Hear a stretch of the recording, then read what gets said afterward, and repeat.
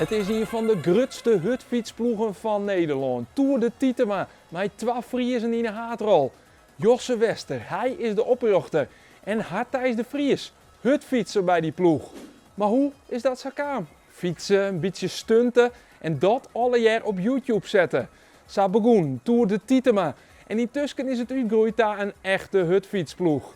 Ze doen het zo goed dat ze haar meer te kennen. Mij, Mathieu van der Poel, Wout van Aert en zoeksoortman, mij de vrouwtop. Sinds dat we aan de wereldtop, dat we de deel van dit meisje is misschien wat voorbarig. Maar bij mij is in ieder geval erbij meten. En ja, dat is wel fantastisch. In 2019 begon het alweer voor de mooie. Initiatiefnemer Bas Tietema woer naar de Tour de France om daar ludieke opdrachten te doen en daar filmpjes van te maken. Dat zeg ik Josse wil zitten. Hij koe voor de commerciële twist zwaarje en stapte mij in het avontuur.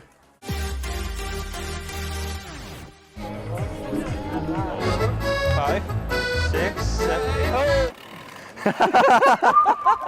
Oh, jij hebt ook hard gewerkt. Ik denk dat dit lonen werk is. Even. En dat Tour de Titema concept, dat sloeg goed aan. De filmpjes waren heel goed bezoen. Maar net alleen nog de joggers waren enthousiast, ook de fietsers zelfs.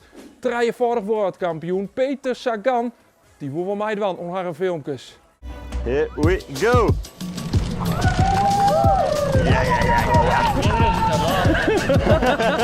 Ze toerden wat terug in de Tour de France met haar filmpjes, maar ondertussen werd het serieuzer en serieuzer.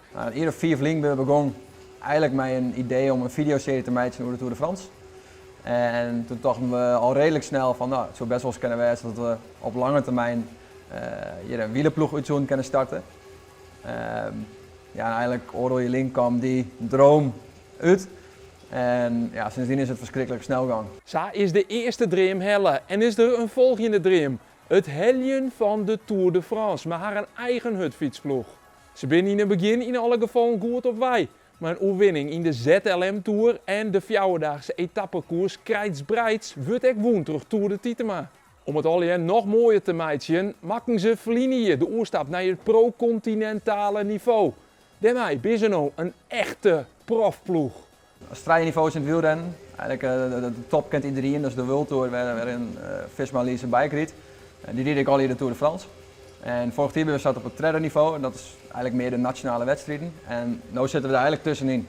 Dus we rijden voornamelijk internationale koersen, maar we zitten nog wel correct een klasse onder de wereldtop. En omdat ze het wat oorsdogen als orenploegen binnen de schienwerpers voorten dadelijks op haar en jochten. De druk stiert erop en dus is de ontlading heel groot als onder het begin van dit jaar Hartijs de Vries een etappe wint in de Tour of Antalya. Ja, pak hem!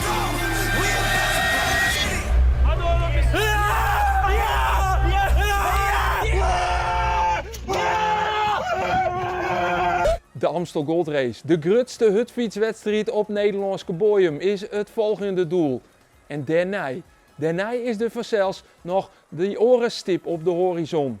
Waar het alweer begon bij de Tour de France, daar hoop je de hutfietsers van Tour de Titema tak om hier te staan.